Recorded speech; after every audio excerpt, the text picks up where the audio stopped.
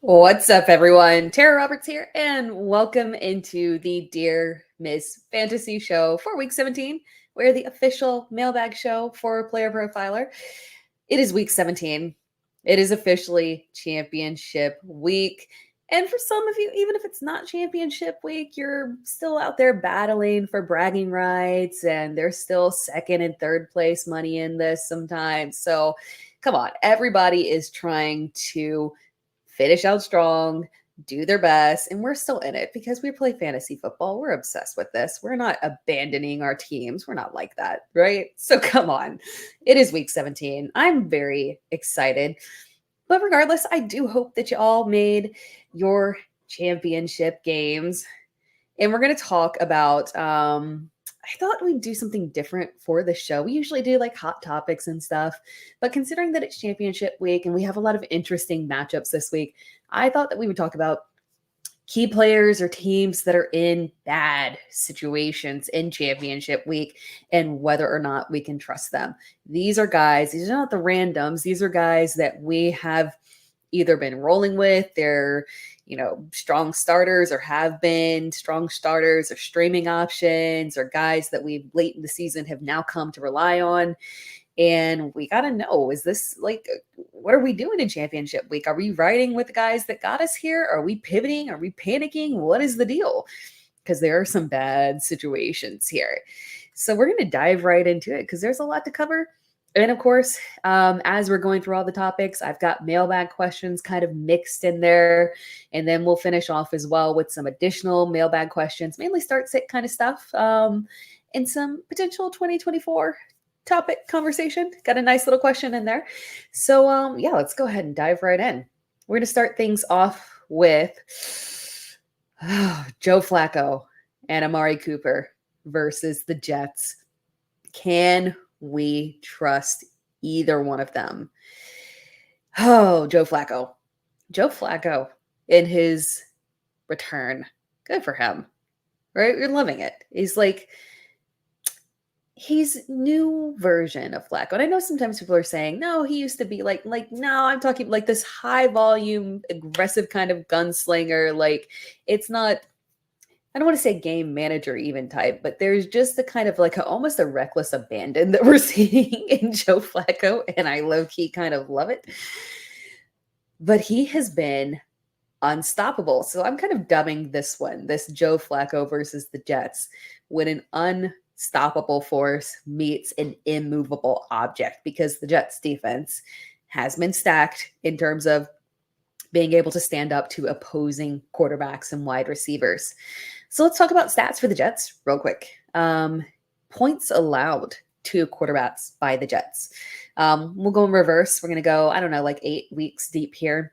Washington, obviously, that's hard to judge. Jacoby Brissett had 9 fantasy points. Sam Howell had -8. Jesus Christ, Sam Howell. I want the best for him. I really, truly do. I really was optimistic and hopeful that he would come out and rebound, and that was just dreadful. Benched for the second week in a row. I don't know how you recover from that. So we're not really, you can't really count that too much in terms of how the Jets performed against them, because it is what it is. Prior to that, Tua Tagovailoa, 13 fantasy points. CJ Stroud, 3.6. And if you're wondering, that is the game that he got injured in. He did play 86% of snaps. So 3.6, 86% of snaps. Yeah, it was a bad day. Prior to that, Desmond Ridder, 8.8 fantasy points. Tua again, 7.8 fantasy points. Josh Allen, the one bright spot here, 22.5 fantasy points. You go, Josh Allen. Aiden O'Connell, 8.4. And Justin Herbert, 7.1. Miss you, Justin Herbert. Not a single quarterback has thrown for over 300 yards on the season against the Jets. That is insane. Just statistically, it's bound to happen. It has not happened to the New York Jets defense. And when we're looking at Joe Flacco, the only time that Flacco threw less than 300 yards was his first start of the year. And that was 254 in his first start, straight up off the street. I like to say off the street, but it was more so off his couch. It's just more fun to say off the street. So yeah, Joe Flacco. And yeah, he's had some layup starts. But there is one key reference point that we can talk about. He had 374 yards against Chicago, a passing defense that I've talked about before when we were kind of doing that stint where we were talking about defensive trends. And I had mentioned the Chicago defense and the transformation that they have had since the addition of Montez Sweat. You cannot underestimate the level of impact. I understand one person, right? But the level of impact that trade, you can trace it statistically. It made such a significant impact on their pass rush, and everything else just kind of fell into place. So when we're talking about that Chicago defense, they have been really on par in terms of fantasy points allowed to opposing quarterbacks since that trade, really on par with the Jets. Not very different. And when we're looking at their defense as a whole, their run defense is pretty strong too. That's one thing the Jets don't have. Chicago's defense has been incredibly stout. Oh, but here's where we dive into the non-statistic stuff. It's a revenge game. And players have said that revenge games do legitimately factor into their performances. They genuinely try to play up. And this is a special revenge game because the Jets, and for reasons I simply can't understand, didn't call on Joe Flacco to return. So they parted ways after the season, completely understandable. They moved on to Aaron Rodgers, completely understandable. And then Aaron Rodgers gets injured, and they give Zach Wilson a try, completely understandable. But then as it's starting to not work, they're not making those moves that you would think that they would make. And we've talked about this before, and the level of, we won't dive into it because I would go on an aggressive rant, the level of irresponsibility that the Jets had in not finding a solution before it was too late. Sitting there stuck with Tim Boyle because of poor choices. Let me stop before I digress into a rant. But just going back to that with Joe Flacco, we all said it. Why are they not calling on Joe Flacco? People even said, why are they not calling up Miami for a trade for Mike White? Why are you not calling on Joe Flacco? He knows your system. He was just there.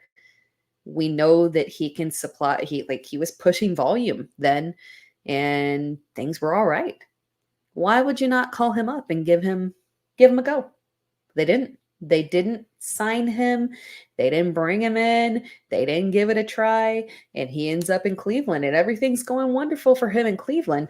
But you got to imagine that this is a special type of revenge game for him because he legitimately could have and should have been the starter for the New York Jets. And when we're looking at this revenge game, can we trust Joe Flacco? Yes, I think we can. I get it. I know that quarterbacks just don't perform overall at a high level against them. But I do think that the volume will continue here. Now, they could run. The best way to attack the Jets is on the ground. But they just haven't been a run-heavy team since they've gotten Flacco. They've been very aggressive in letting Flacco push volume. And it's worked. And they have no reason to stop it. And again, as we reference, they let him do it against Chicago. A incredibly stout pass defense. And they saw that. They knew that. But they still chose to attack through the air. I think that they're going to still push volume against the Jets. They're going to keep going with what's working. They're not going to reverse course. And we're going to see him put up numbers. We could also see him put up a pick six. That's very possible. Then more, I would possibly make a bet on it. Because the interceptions, they have been flowing with him. Don't get me wrong on that. I'm not saying he's going to be a superhero and the interceptions are not going to come. But I do think we'll have volume. And from a fantasy perspective, enough to negate that issue.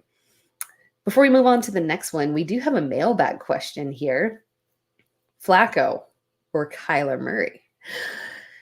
While I do love, and I'm not afraid to start Joe Flacco this week, and I do recommend leaning into it if you have to, not over Kyler Murray. Kyler Murray has been wildly disappointing. The team as a whole is disappointing. He has, and this is tough for me to say, he has no weapons, because Trey McBride is obviously a fantastic weapon, but he is getting all the targets. And when outside of that, you're sitting there throwing to, not last week, but prior to injury, throwing to an underperforming Marquise Brown, who just is hobbled and not connecting this season, unfortunately. Rondale Moore, who I like, but unfortunately he's just not, a wide receiver one quality. And Greg Dortch, who I like stepping up. Michael Wilson, who we cross our fingers, but it's just not working out to the extent that we would like. But the Philadelphia pass defense is terrible. And their run defense is excellent. They have zero reason to try to push aggressively on the ground. This is a situation where the correct course of action is to let Kyler Murray air it out. And I think we're finally going to see that. And at the very least, we will get into a situation where they will be playing aggressively from behind. That I do not see a scenario, as much as the Eagles have struggled, where they're not able to demolish this Arizona defense. It's bad.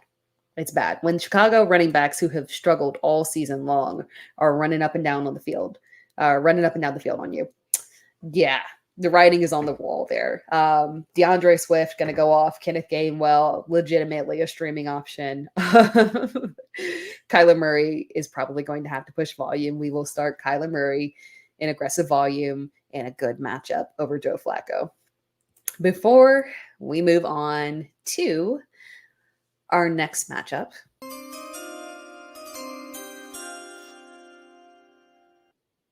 we are going to hear a word from our sponsors. It has been 2 years since Josh Larkey paved the way for fantasy gamers to start expecting positive returns from pick'em games, specifically underdog pick'ems. And how do you do it? Well, you look at the slate and you find a great shootout or a sneaky shootout. You also look for a shit show game. 3, 4, 5, 6 guys in one game. That's right. You can do it. And you can 100x your payout on underdog. Think about week 1. Jets-Bills was a shit show. Did we see the Aaron Rodgers injury coming? No, but we knew the Jets have a good defense. We knew the Bills have a good defense. Why not expect the worst? And the worst is what we got. So if you had gone Dalvin Cook less than, Garrett Wilson less than, Aaron Rodgers less than, Josh Allen less than, Gabriel Davis less than, boom, boom, boom, boom, boom, boom, boom, you can go 6 for 6. Same thing in week 2. Week 2. Sneaky shootout there in Philadelphia. Minnesota's going to be in comeback mode, so we'll go Cousins, Jefferson, Hawkinson, more than, Madison, less than, but also Swift, more than. Boom, boom, boom, boom, boom, boom, boom, boom. That's how you do it with the underdog pick'ems, and you use promo code Underworld to get a 100% instant deposit match up to $100. You put in $100, Underdog matches that deposit up to $100 with promo code Underworld. Go start picking.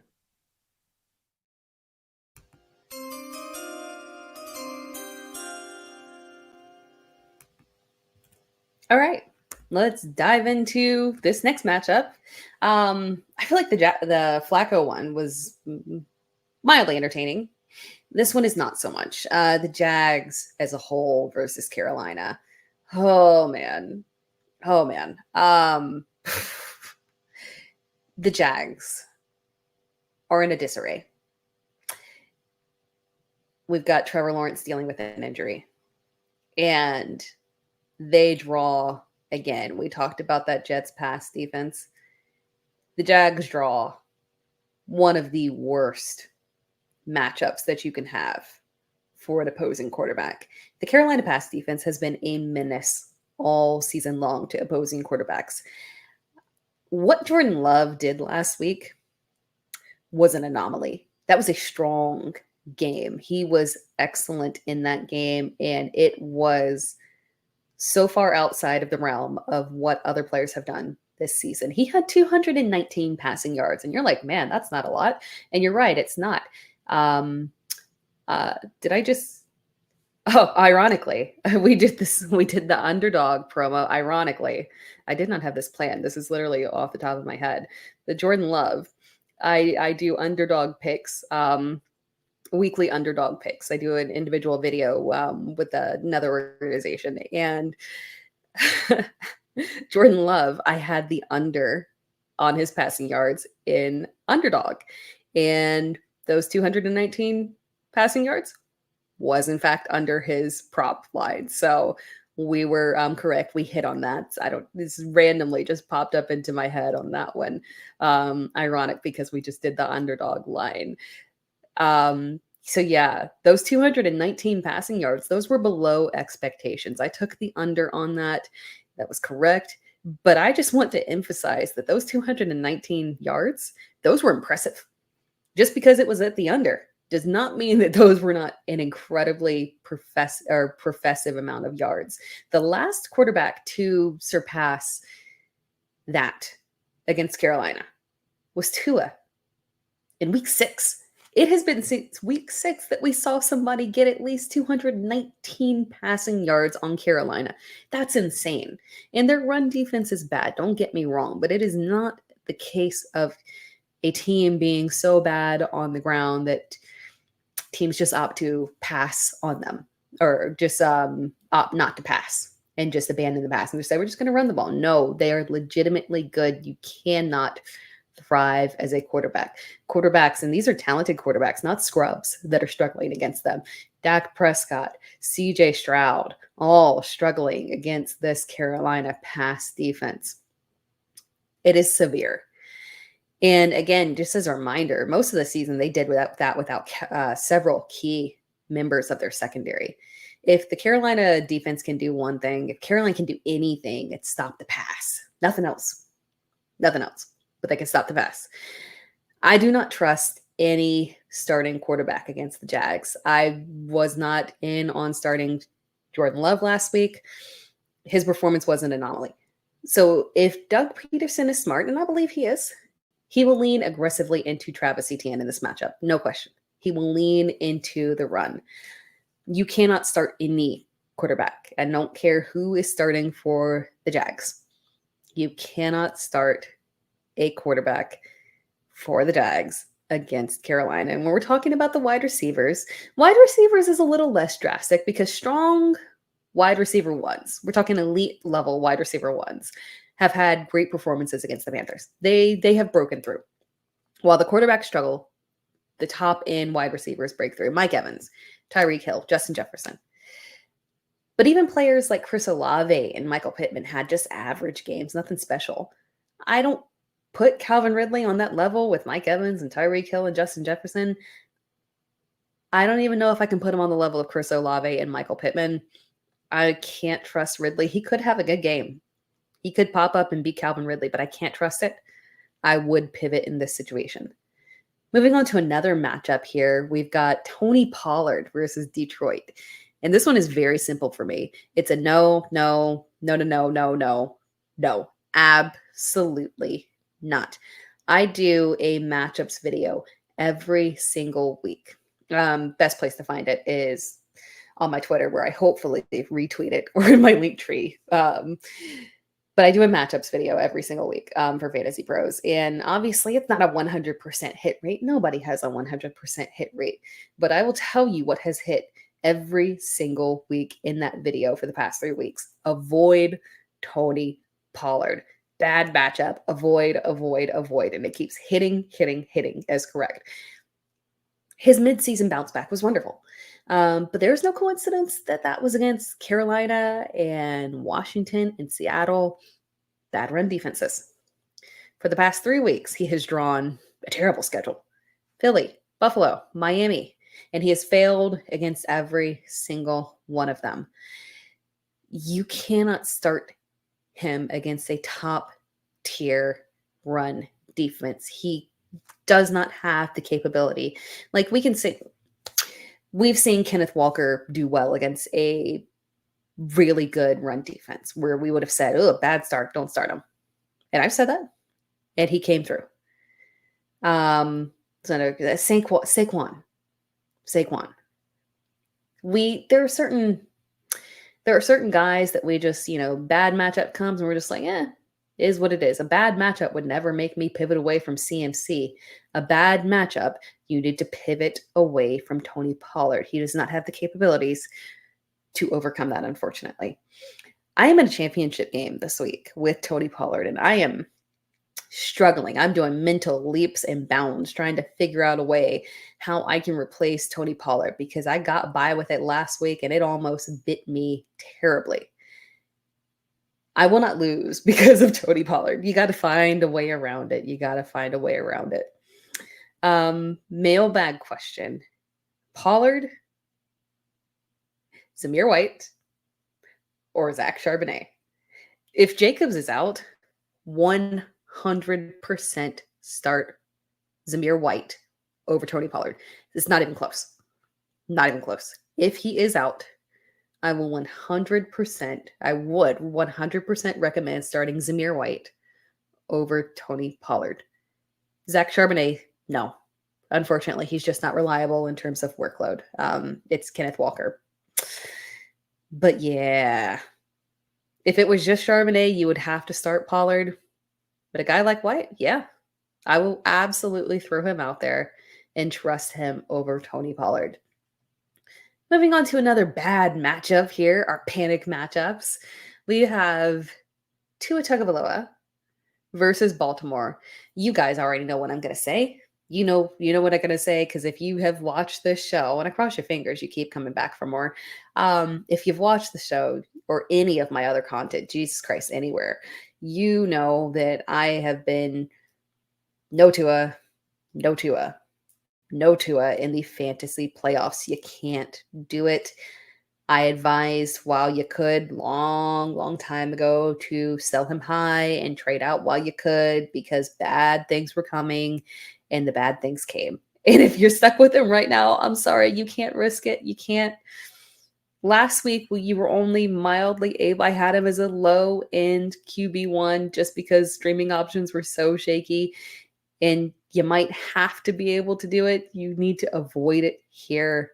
We just watched Baltimore turn Brock Purdy against the system. I'm sorry, Brock Purdy. I'm sorry to imply you're a system quarterback. I'm not. It's a funny joke. Come on now. 4 interceptions. The system failed. Oh, he looked terrible. He looked like he was seeing ghosts out there. Yes, that was a Sam Darnold joke. You guys get to make dad jokes. I get to make mom jokes. It's the same thing. It's a parent joke, okay? These are non-gendered jokes. Yes, he looked like he was seeing ghosts out there. I felt bad. Baltimore's defense is insane. Absolutely insane. They single-handedly took Brock Purdy's MVP campaign and said, no. Sorry. And when we're looking at Tua and saying Tua versus Brock Purdy, I would probably trust Brock Purdy over Tua versus Baltimore any day of the week. So if we're looking at Tua, I can't do it. The last time Tua exceeded 20 fantasy points was week 8. We're in week 17. Week 8 was the last time he exceeded 20 fantasy points. Since then, let's just rattle off a whole bunch of numbers. Since then, I'm reading these.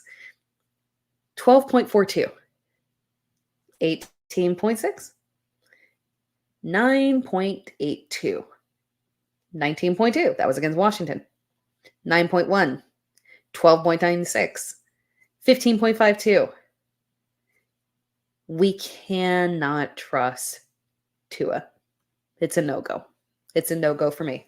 Especially when you have multiple streaming options and good situations this week. We cannot do it. And one final bad matchup here for us to talk about. Washington versus San Francisco. This is a hard pivot.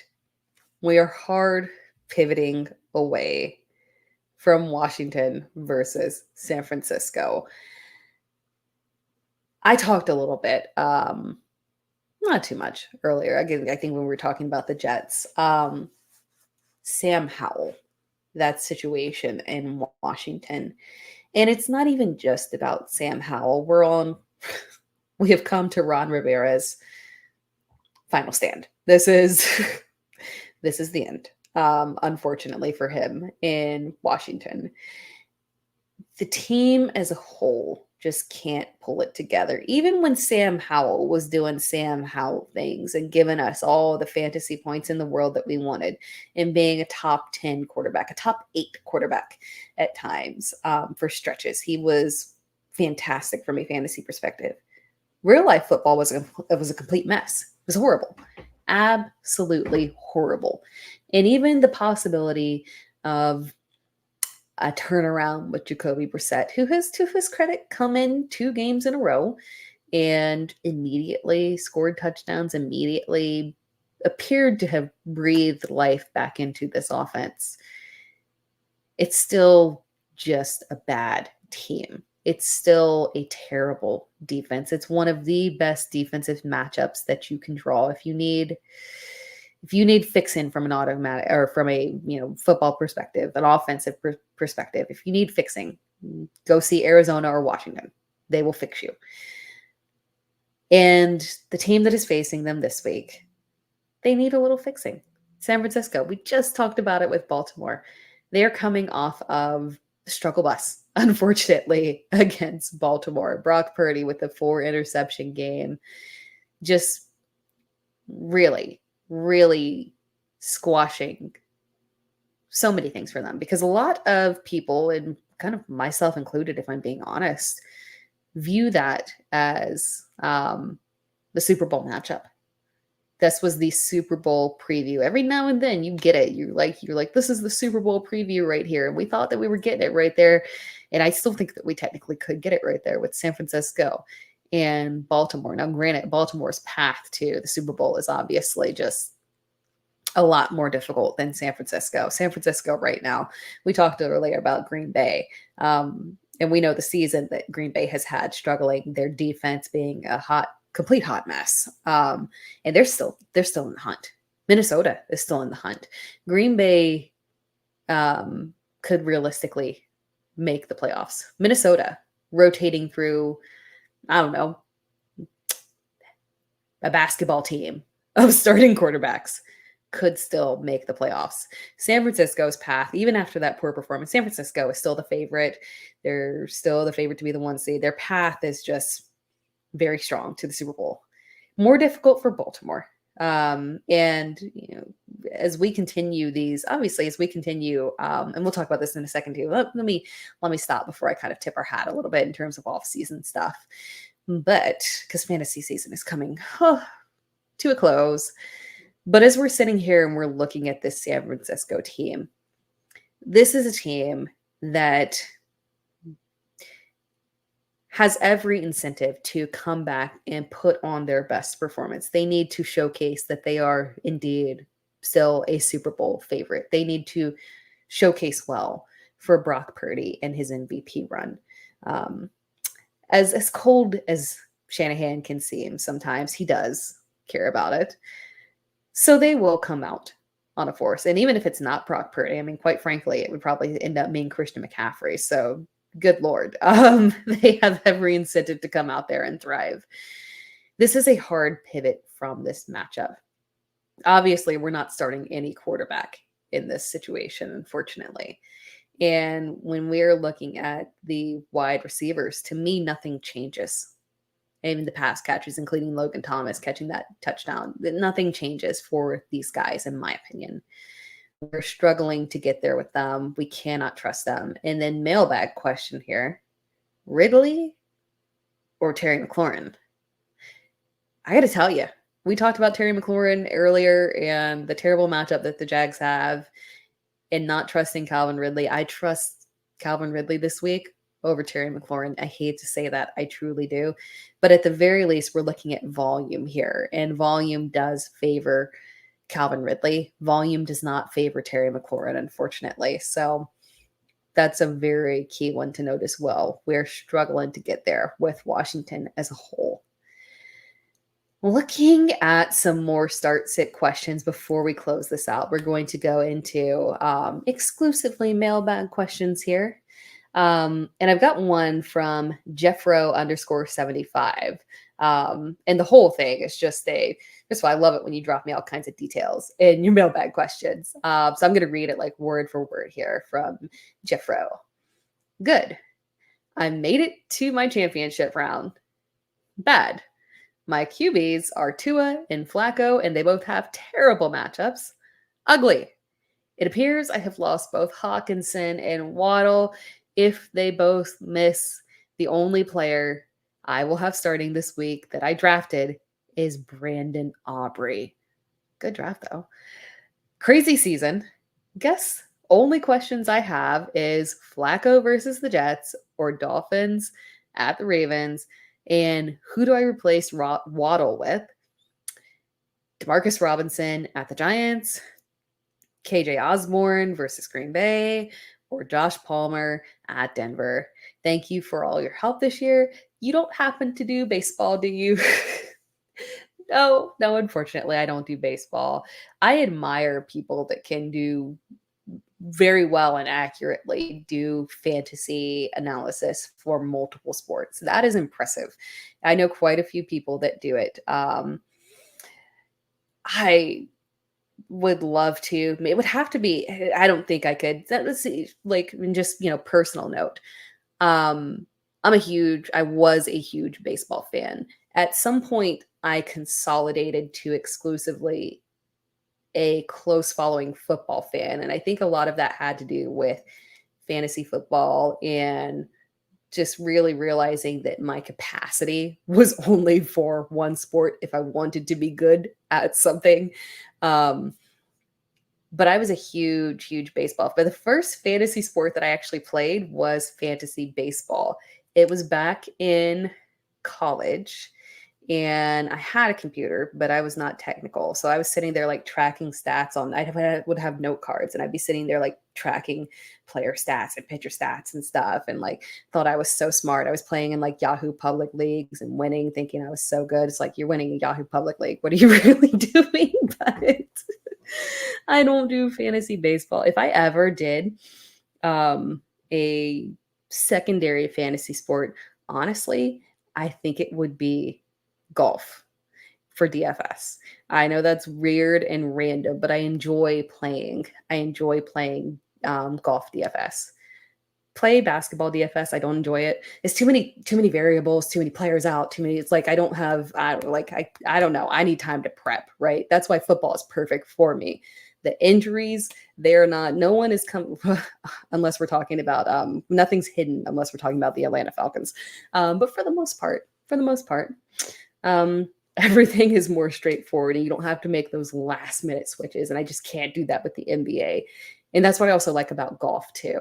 Like you can sit there and like, I have a whole, Monday through Wednesday. So I have a whole 3 days to sit here and mull over players and make lines and get my, this is my contrarian pick and this and that. Like you have just all your research and I get to listen to all these podcasts and stuff. I like that.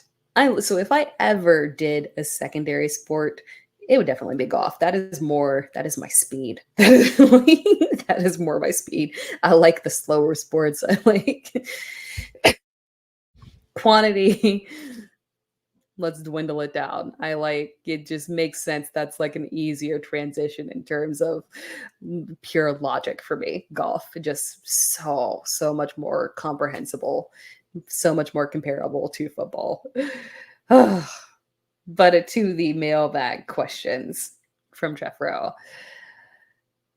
The first one was Flacco or Dolphins at the Ravens. So Tua. So Flacco or Tua, right? So when we're looking at Flacco or Tua, I'm sticking to my guns on this one in terms of what we talked about before. I do think that we can trust Tua in this erase that. I do think that we can trust Flacco in this matchup against the Jets. I do not trust Tua in this matchup against Baltimore. We're going with Flacco over Tua. And then the secondary part of it, which I love this question because I love all these players. Demarcus Robinson, KJ Osborne, and Josh Palmer. Me heavy, if you hit over, like I hard advocate for Josh Palmer over the past several years. Heavy advocate for KJ Osborne as well. And then Demarcus Robinson is someone who I'm more willing to stream and then general consensus. Just because when he pops up, you ride that hot wave, and he's definitely on a hot wave right now.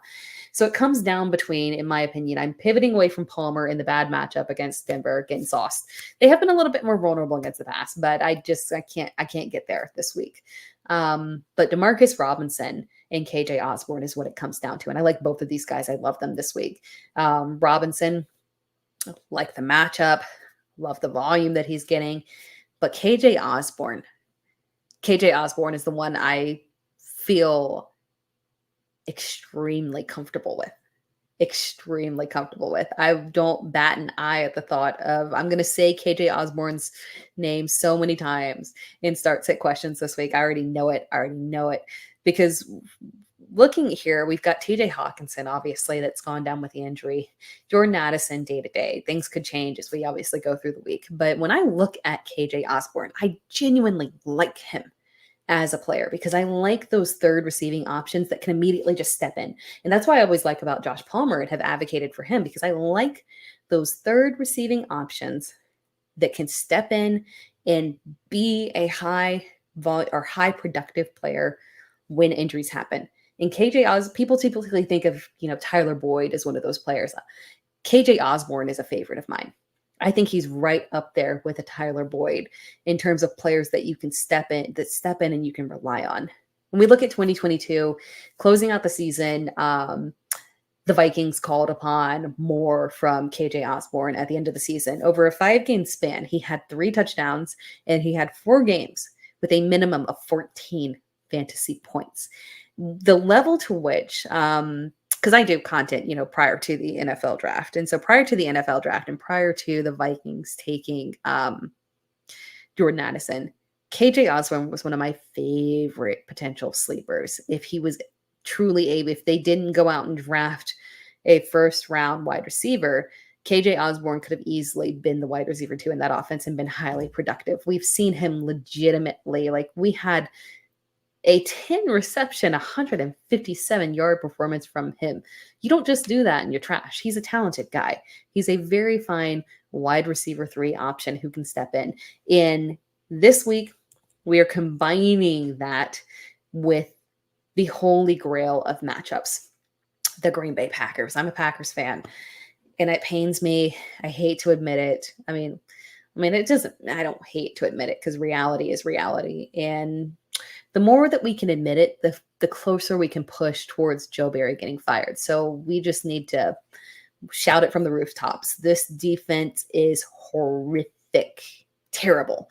The only saving grace they ever had was that the secondary was strong enough to bend but not break. And that was the whole philosophy, right? And you can shut down top receivers, but it's just not happening. It's not happening anymore. So they're getting lit up on the ground. They're getting lit up through the air, and it is dreadful. The Packers are coming off of allowing Bryce Young to have his first 300 passing yard game of the season. And we all know how dreadful Bryce Young has been. But I think we're underselling just how drastic it was to give up that level of volume to Bryce Young. He has not had over 200 passing yards since week 5. Week 5 was the last time Bryce Young threw for over 200 passing yards. That's terrible. It's shocking. And Green Bay allowed him to throw over 300? And Jair Alexander was back? Unreal. They are getting lit up, and I expect it to continue again this week. And KJ Osborne is a fine flex option. Excellent flex option. Oh, man. Being a Packers fan is so frustrating sometimes. Although I'm not going to complain. It's also a luxury at times. Let's not hear it. Let me not sit here and complain as a Packers fan. Oh, no, we have too many good quarterbacks. Let me slow my roll and We have a bad defense. It is what it is. Hopefully he gets fired. Joe Barry. Moving on to the next question here from Mr. G Money. Since my season has ended in week 16, what can we expect, or when can we expect forecast for 2024? Let's go. I love off-season content. Honestly, I love off-season content maybe more than in-season content, which is weird because I do a lot of waiver wire content and I enjoy that a lot. And start sits are a bit, well, you know what? I love off-season and in-season equally. I'm not someone that gets sad when off-season hits. Let me put it that way. I love off-season content.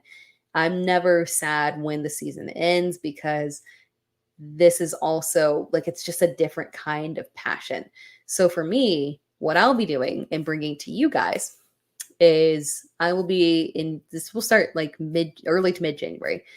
We'll start focusing on free agency, incoming rookies. We're not taking a break here. We're going to dive right into it because one of my favorite things to do is to start identifying positional needs for every team, matching free agents, trade candidates, and then rookies as well. I'm not a scout, but I focus on identifying players with certain skill sets that make them day one fantasy impact players. So it's all from a fantasy perspective, and landing spots that they'll be best suited for. Some of my favorite prospects from last year pre-draft were Tank Dell, Devon Achane, Zay Flowers, and Chase Brown, who thank God popped. Because good Lord, I tell you, I drafted on literally every dynasty team. And I was like, and as he was getting no play throughout the season, I was like, oh dear God, was I this off? But thank goodness he started to pull. I say thank goodness. I mean, what was it like what's a 4th round pick? Anyway. And I'll start updating my rankings too, so we can start looking ahead to 2022. So this will all start in January, so it's right around the corner. We'll start looking at rankings, and full disclosure, I do not do in-season dynasty rankings. I do Fantasy Pros rankings. I do the draft rankings, and I do the in-season rankings. I do not do dynasty rankings because I just don't have the time, and so I have to pick and choose what I do. And rest of season rankings and dynasty rankings are just something that I just physically don't have the time to keep up in season. But off season, we will dive into it, and those will be updated and good to go. So we'll start working on that. So it'll be fun. We will have a good off season together. Let's do some more questions here from Robert R. Hines. Several questions here. Jake Browning, Derek Carr, or Nick Mullins? A lot of the times approaches that I take with start sits is I give you one answer for if you're the underdog and another answer if you're the favorite. Just because I think, blanket start sits when you do rankings, just because I have Derek Carr ranked over Nick Mullins doesn't necessarily mean that in every situation I will recommend to you that you start Derek Carr over Nick Mullins, because everyone's team situation is different. Everyone's goals are different. Everyone's setup is different. So if you're the favorite in a matchup, start Derek Carr. He has had solid fantasy production. He's been very reliable, very dependable. He will not absolutely destroy your week. But if you need the high upside swing and you're the underdog, you're projected to lose by some ridiculous amount of points. And, you're like trying to figure out how can I overcome this? That's where you start plugging in players with higher upside. You not abandon the floor. You still need some floor plays, but you veer away from the floor, and you go towards those high upside plays. If you're the underdog, I would start Nick Mullins. Obviously, this is provided he's the quarterback. Things could change in terms of the Vikings maybe making different decisions. But Nick Mullins in that matchup that we just talked about with Green Bay, huge upside here. So if you're an underdog, you want to make that potential 25 to 30 fantasy point range. I don't think Derek Carr can get you there, but in this matchup, Nick Mullins can get you there. Potentially. It's risky though. Second question here, Diontae Johnson or Garrett Wilson. We're staying on par here, kind of in line with the things we talked about earlier in bad matchups. We're trusting Garrett Wilson because we are trusting Joe Flacco. I do not trust. I do not trust Trevor Siemian. I do not trust Trevor Siemian. Sorry, I said Joe Flacco. I do not trust Trevor Siemian. But Wilson's stat line, it was interesting. It was underwhelming for 9 catches and the level of targets that he had. I think maybe like 15 targets.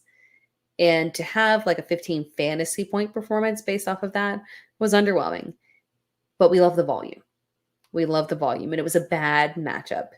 And we've got a bad matchup here. But I love the volume here.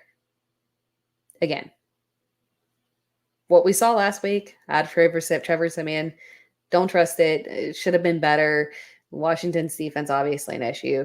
But this week here, we have to prioritize volume. And when it comes to 2 players in shaky situations, we go with the volume guy. So we're going Garrett Wilson over Diontae Johnson because Wilson has the volume. Next question, Flacco. Had Flacco on the mind. Good Lord, I've just Flacco on the mind. Even in talking with Garrett Wilson, I sat there and said Flacco, just Flacco. Flacco or Carr or Jordan Love or Baker Mayfield. This one here is oddly enough easier for me than I would think. It's Jordan Love.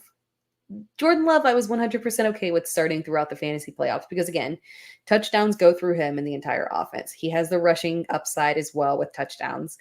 And Carolina was the only matchup where I just hated it and did not want to start him. And he overcame that. So we're absolutely rolling him out against Minnesota. Tough defense, but not as drastic as a Carolina or a New York Jets. Or even a Denver. Another question here. Defensive question. Are we starting the Bears, Ravens, Bucs defense this week? We're going with the Bears defense versus Atlanta. Then one more starts at question here. Patrick Mahomes or Derek Carr. We spoke positively about Derek Carr. So Derek Carr is on the radar as one of the higher priority streaming options, a very safe option to get you there in that nice little 18 to 22 fantasy point range. But while it's been a while since we've seen Patrick Mahomes thrive, it's been a while, but we still are leaning into him given this matchup. And full disclosure, I have moved Mahomes back in my rankings every single week. I have been generally lower than consensus, not aggressively, but just a little bit further back. And this week, he'll be a little bit further up because of this matchup with Cincinnati. I'll lean into it. Because Cincinnati's defense has been a problem. And we expect a nice bounce back for Mahomes here. So we are trusting Mahomes. Even though he has given us absolutely nothing, we are trusting it here in this instance. And that wraps things up. That is it. Again, if you have any questions, always hit me up on Twitter. Tag me. Or am I supposed to say X? Sorry. Always hit me up on X. Tag me. I do my best to respond. You can tag me again if I miss it. If you're watching on YouTube, be sure to like the video, drop me a comment. I can respond after as well. And make sure that you're subscribed to Player Profiler. And if you're listening on the podcast version, please subscribe. Greatly appreciated. Thank you. Download, statistics, all that good stuff. And leave a comment, leave a review. That would be amazing. Outside of that, good luck with your fantasy lineups. I want to hear every single person. Even if you don't have any questions, please tag me and let me know how you did this week. I love hearing that, I've got people commenting on videos and whatnot and tagging, telling me, made championship and this many teams and X amount. And I like hearing that stuff. So share that stuff with me. Screenshot your teams. If you win your championship, screenshot. If you got a trophy, absolutely send a picture of that. Other than that, good luck with your lineups. I hope to hear from you again very positively next week. And I know that I'll keep hearing from you because, again, we're sticking around with off-season content. It is going to be fantastic. I've got to get you set, nice and early. We're going to be digging into stuff all off season long that will have you primed for 2024. You will head into your fantasy draft with top tier information. Let's go. All right. Have a wonderful week. Thanks.